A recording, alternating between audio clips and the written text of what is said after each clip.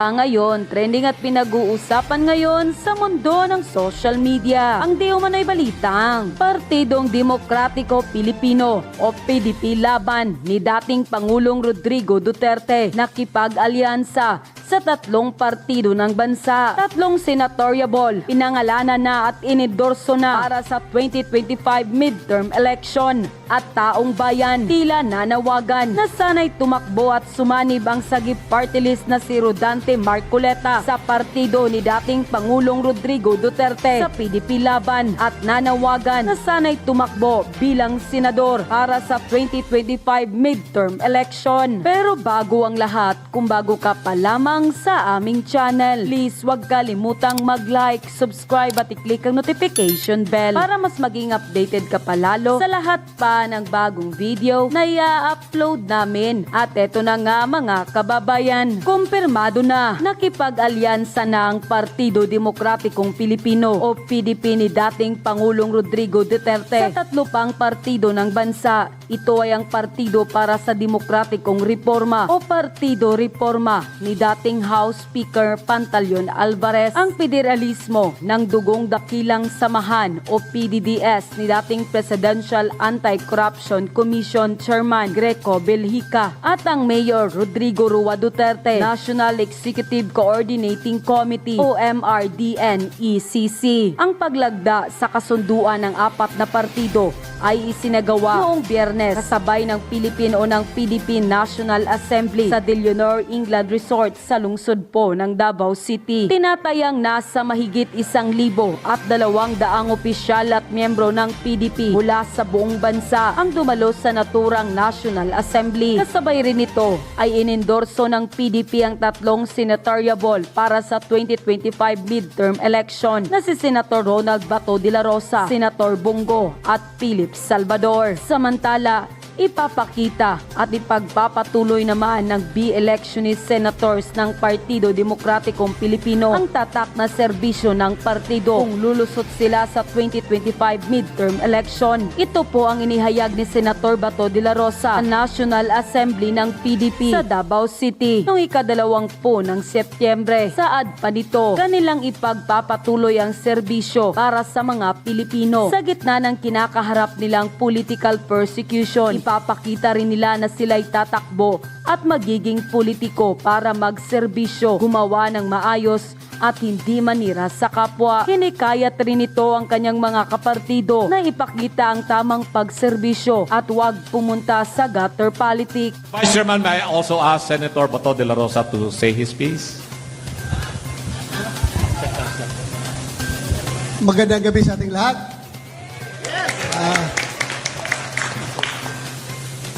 Aayaw pa ba ako? Andito na ako eh. Kaya, alam nyo, even before the recent developments, no, I was really decided, I have already decided to run again for re-election. Lalong-lalo na ngayon, na halos araw-araw, kung makita nyo dyan sa Quad Committee ng House of Representatives, na araw-araw binubugbog tayo. Hindi ako papayag na tayo'y bubugbugin na lang na forever. Lalaban tayo. Kaya nga tama kayo, PDP, laban. Laban kahit na araw-araw tayong ginigipit, araw-araw tayong sinisiraan, araw-araw tayong inuupakan, laban pa rin. Laban pa rin. Hindi tayo atras dito. As I have said, temporaryo lang yan. Bilog ang mundo. Bilog ang mundo. Iikot ang mundo. Iikot ang mundo. Kaya yung mga tao na yan na nanggigipit sa atin ngayon, hindi man ugali ng tatak Duterte, hindi man tatak Duterte yung re-risback. Wala yan. Never yan. Since day one ng aking pagkakilala ng Duterte brand of leadership, hindi ko talaga naramdaman na ginagamit yung kanyang official capacity para risbakan yung kanyang mga political enemies. Never! Kaya, paano natin sila risbakan? Just in case tayo mag-survive 2025, patawid namin ni Senator Bongo, ni Philip Salvador at kung sino pang sasama sa ating partido, pag matawid natin ang 2025, ipakita natin na tayo'y tumakbo, naging politiko, para magserbisyo at gumawa ng maayos, hindi para manira ng kapwa. Yun lang ating hinahangad.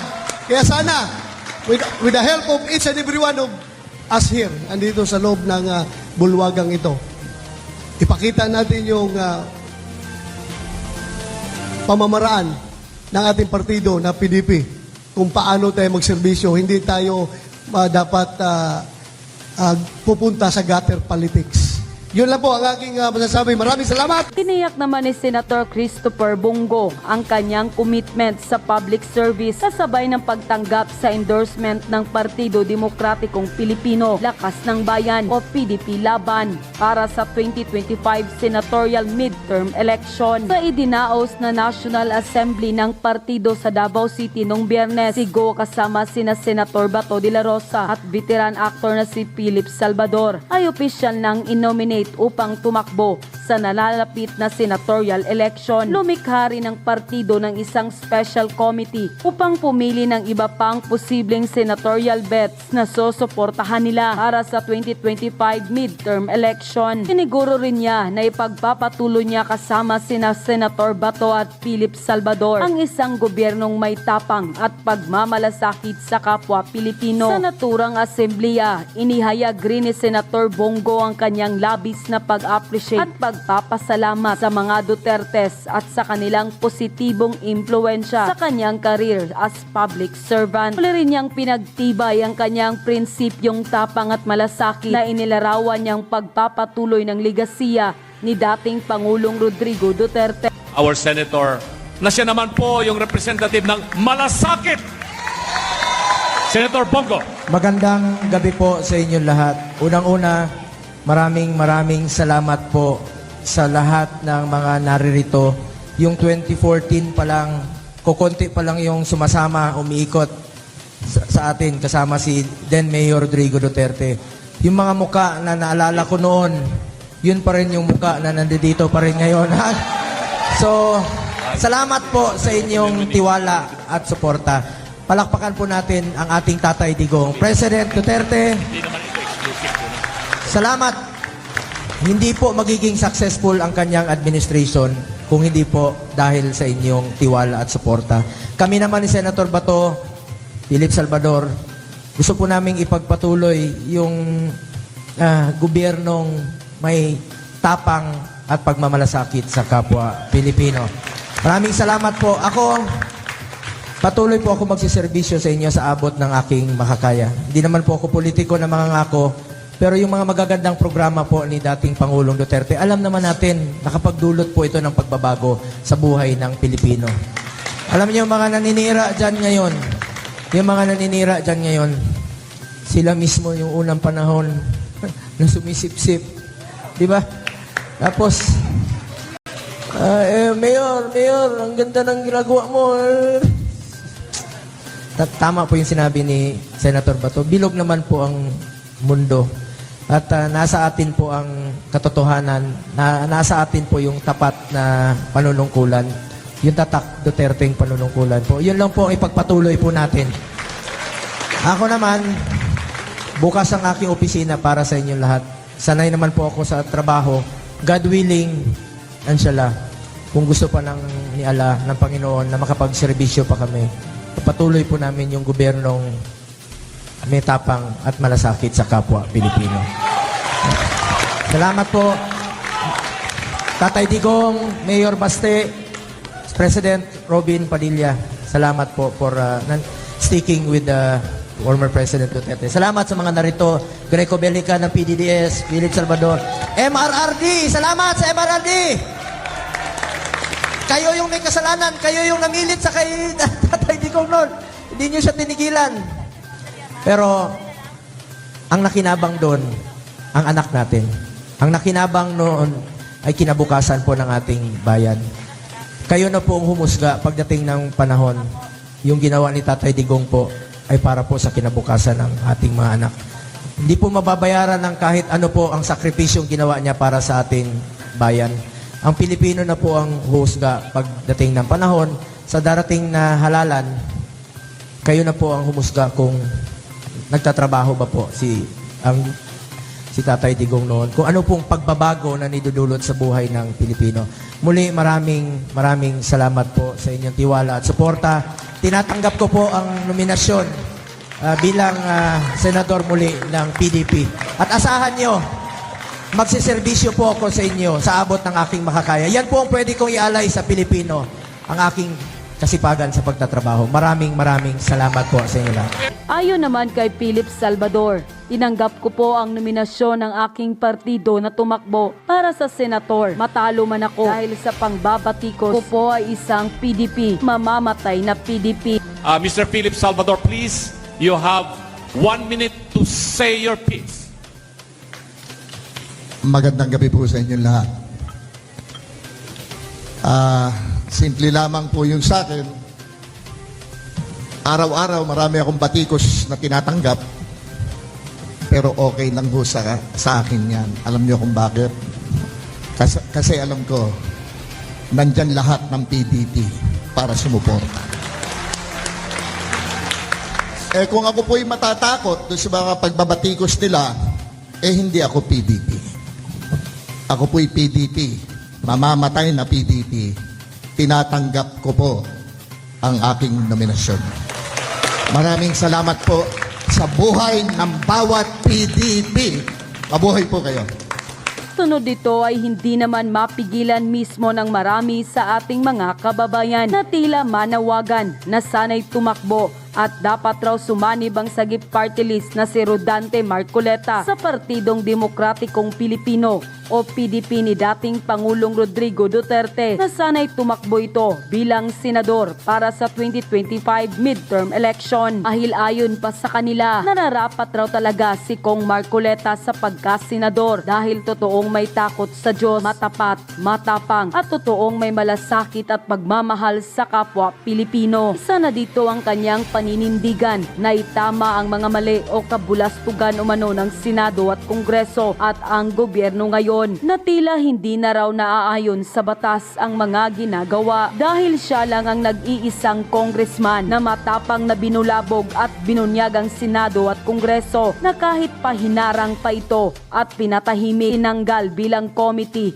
ng Kongreso ay patuloy pa ring naninindigan para sa katotohanan at para sa kapakanan ng taong bayan. At ayon pa sa kanilang mga report at panawagan online, mahal naming Pangulong Duterte, nananawagan po kaming taong bayan na sana'y kunin niyo po at tanggapin ang matapang na si Rodante Marcoleta dahil siya lang ang katangi-tanging congressman na nandigan at hindi natatakot na harapin ang buayang mambabatas sa gobyernong ngagba ngayon. Karapat dapat talaga siyang masali dyan sa inyong partido dahil katulad rin ninyo siya na may kamay na bakal at hindi nagpapadikta sa mga ganid sa pera at kapangyarihan. Naway dinggin niyo po ang aming panawagan para po sa Pilipinas, para sa kapakanan ng taong bayan. Dapat lang talaga na masali si Kong Marcoleta sa hanay ng mga Duterte. Naway dinggin po ninyo ang panawagan ng taong bayan na sana'y kunin ninyo si Kong Marcoleta sa PDP dahil isa lang ang layunin ninyo na mapaunlad ang bansang Pilipinas at makaangat tayo ngayon sa kahirapan. Ngayon lang kami nakakita na sa kabila ng mga kontrobersiyang kinasasangkutan ngayon ng gobyerno at ng mga mambabatas ay mayroon pa talagang naiwang matino at may tapang. Si Kong Marcoleta lang talaga ang tunay na nagmamahal sa Pilipinas at sa mga Pilipino. Halos lahat ng mambabatas ngayon sa Kongreso ay sumapi na kay Tamba at tila lahat ay bayad na ng gobyernong ngagba. Sunod-sunod lang sila kay Tamba Los pero si Kong Marcoleta hindi mapapasakop kay Tamba. Matalino at may dignity at integrity si Kong Marcoleta. Salutyo Kong Marcoleta, mabuhay ka dahil lagi kang naninindigan sa katotohanan. Kong Marcoleta, tibay lang ng loob sa tama po kayo, laban lang, hindi po kayo nag-iisa. Narito po kami sa likod nyo ni Inday Sara. Nanawagan po kami sa taong bayan, bumoto po tayo pagkat yan ay karapatan natin. Iboto po natin ang straight Duterte para sa ating mamamayan at magkaroon ng bawat tao ng karapatan sa ating bayan. Unquote. Magandang araw mga kaibigan. Pag-usapan natin ngayon ang topic, bakit mahirap ang Pilipinas. May napanood akong vlog, RDR Talks, ang vlog na ito. Ini-interview si Congressman Marcoleta. Nako, napakaganda po ang mga paliwanag ni Kong Marcoleta, yung mga dahilan bakit tayo naghihirap. Supposed to be mayaman po ang Pilipinas. We have been blessed by so much abundance of natural resources. Kaya lang ang mga Pilipino ngayon naghihirap. Bakit tayo naghihirap? Ito, i-share ko sa iyo ang interview ito. Iparinig ko na lang, hindi ko pwedeng i-upload, baka ma-copyright ako. Then mamaya, magbigay ako ng additional reaction. So ito yung interview. Act, ginawa yan for the safety ng may-ari ng SIM card. Pero nung lumabas yung batas na yan ko, lalong dumami yung mga scammer. Ba't nagkaganon? Ang issue yung pagpapatupad. Doon nagkakaroon ng problema. Tinanong din namin sa kanila yun. Pati nga kayo DICT, dapat kayo nga yung pinakamagaling kasi kayo yung departamento, pati kayo nahahack. Ultimo DICT nahahack. Kaya nga. Paano sila mag-i-implement? Dapat siya yung hacker dahil siya yung departamento na may kinalaman sa technology ito. Kapag ka ikaw mismo ay nahack, paano ay makakatira? Paano pupunta yung mamumuhunan dito, RDR? The worst airport in the world, Philippines. Ikaw ang traffic capital of the world, Philippines. Ikaw ang pinakamataas ang kuryente, kagaya pinag-uusapan. Philippines pa rin yan. Pinakamahal ang internet at pinakamabagal, Philippines. Isip-isipin mo, magse-set up ka lang ng isang korporasyon, pati tanod pumipirma. Anong gagawin? Hindi mo mag-iisip kung paano natin talaga aayusin ang ato. Magsimula tayo sa mga taong ilong. Ilang milyon tayo ngayon? 115 million Filipinos. On the assumption that a family comprises 5 to 6 members, meron tayo ngayon 24 million families. If we are to elect 24 senators, so ang ratio for every 1 million families, isang senador dapat ang panggalingan. Tama. May para sa isang pamilya mag-ina. Yung pool ng pinagkukunan ng mga senador natin, halos 50 pamilya lang magmula noong 1950s. Sila lang din, pabalik pa. Gusto ko ng pagbabago, RTR. Mag-alam ka na ba? Tayo rin ang gumagawa ng sarili natin kapag hihirap. Kasi tayo yung nagluluklok doon sa mga taong numero unong nagpapahirap sa atin. Mga minamahal kong taga-sabay. Qualified na talagang nandyan para gumawa ng mga hakbang upang mapagaan at maibsan yung kahirapan ng maraming Pilipino, ng maraming kababayan. Maraming may gustong gumawa niyan. Ang kaso nga ng mga Pilipino, napakahilig natin sa sikat. Hindi natin inaaral yung mga binoboto natin. Paano ang pamamaraan siguro para lalo pang maging matalino yung mga kababayan natin na bumoto? Mass education talaga. Ako'y naniniwala kapag naintindihan nila ang katungkulan ng binigyan mo ng kapangyarihan. Halimbawa, sa isang senador, meron akong nakikitang 4 na katungkulan nila. Ano yun? Pamunahin na rito yung tinatawag na legislation. Ito yung paggawa ng batas. Kasing halaga yung pangalawa, ito yung oversight function. Yung oversight, kinakailangan i-monitor mo na yung ginawa mong batas ay natutupad sang ayon sa kanyang layunin. Ito yung nakakalimutan. Yung kuryente, sinasabi ko sa iyo, ang layunin niya mababang kuryente. Nakalimutan. Walang nagpo-monitor. Bakit 23 years nang naandyan ang batas na yun? Bakit hanggang ngayon mataas pa rin ang kuryente? Natupad ba? Wala. Hindi naman kasi magte-trending yun. Mas inaatupag nila yung mga... Kung saan sisikat kasi botante habol nila. Kaya kailangan. Anyway, medyo mahaba yung interview. Ang vlog na ito, yung link, ilagay ko sa description box kung gusto yung panoorin. Mga 20 minutes. Ang ganda ng paliwanag. I-summarize ko na lang. Yung sinasabi ni Kong Marcoleta is worst airport nandito sa atin. Worst traffic capital of the world tayo. Napakataas na singil ng kuryente. Napakabagal na daloy ng internet. Yung red tape, yung antagal bago makakuha ng permit yung mga mamumuhunan. Marami pa. Idagdag ko na lang ito. Yung pinaka-latest na report ng United Nations. Ang Pilipinas, worst country in the world when it comes to coping with disasters. Pinag-aralan ng United Nations, 193 countries. Anong mga bansa ang may delikadong manirahan, worst country in terms of disaster. dinadaanan ng bagyo, ng lindol, at iba pa, natural calamities. Tapos, yung response ng gobyerno, gaano kabilis. Naku po, for 3 straight years, mula nang umupo ang administrasyong ito, Pilipinas ang number 1 worst country in the world when it comes to coping with disasters. So, anong mangyayari sa Pilipinas? Paano ka maka-attract ng mamumuhunan? Ang ating masipag na Pangulo, siging biyahe sa abroad, spending billions of taxpayers' money para mag-attract ng foreign direct investors. Wala tayo sa ASEAN region, tayo ang kulelat when it comes to foreign direct investment. Kasi nga, yung kondisyones dito sa ating bansa, malabo. So, maraming mga magagandang batas na sa katuparan, hindi naman naipasa na batas, kaya lang hindi na ipapatupad. Pinag-usapan dyan sa interview yung singil ng kuryente. Napakamahal ang singil ng kuryente sa atin. And then, graft and corruption.